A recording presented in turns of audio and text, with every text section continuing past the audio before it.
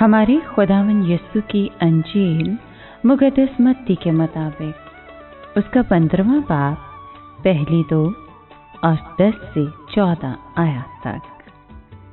एक दिन यरूशलेम से फरीसियों और फकीहों ने यीशु के पास आकर कहा, तेरे शागिर्द बुजुर्गों की रवायत क्यों अदूल करते हैं, क्योंकि वो रोटी खाते वक्त हाथ नहीं धोते।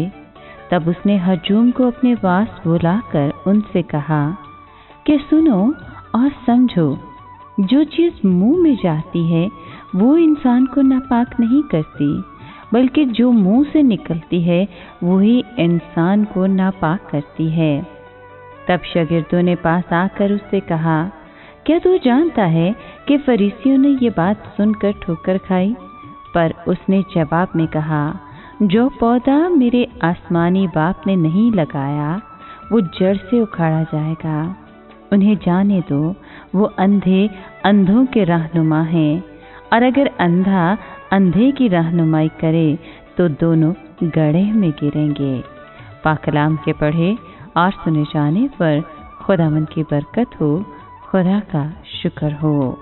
अजीज दोस्तों, आज के कलाम में हमने सुना कि यीशु ने साफ साफ कह दिया कि इंसान के अंदर जो कुछ चाहता है यानी खाना, उसे नापाक नहीं करता, बल्कि जो कुछ उसके अंदर यानी उसके बातन और उसके दिल से निकलता है वो उसे नापाक करता है।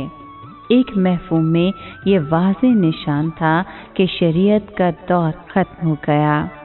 जो कुछ आदमी से निकलता है वो आदमी को नापाक करता है, यानी बुरे ख्याल, हराम कारियाँ, चोरियाँ, खून रेज़ियाँ, ज़नाकारियाँ, लालच, बदियाँ, मकर, शहवत परस्ती, बदनसी, बदगोई, शेखी, बेवकूफ़ी।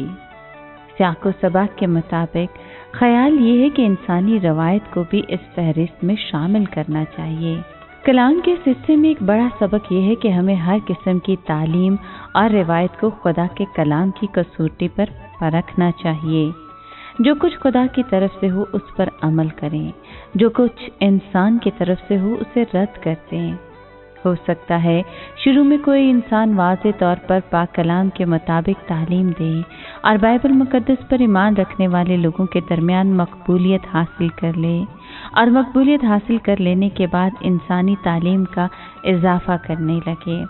इसके वफादार पैरों तो ये ख्याल करने लगते हैं कि वो कोई गलती नहीं कर सकता और आंखें बंद करके उसके पीछे लगते हैं, बेशक उसका पैगाम पाक कलाम की तेज़ धार को कुंद करता चला जाए या वाज़ेह मतलब का भी गला घोंटता चला जाए।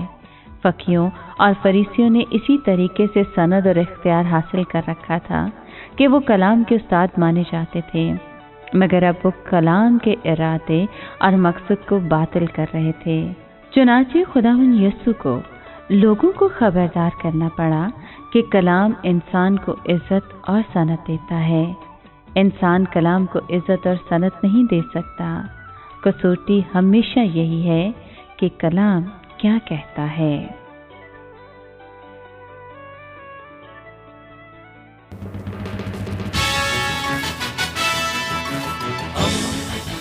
दोस्ती का पैगंबर, रेडियो वेरितास एशिया।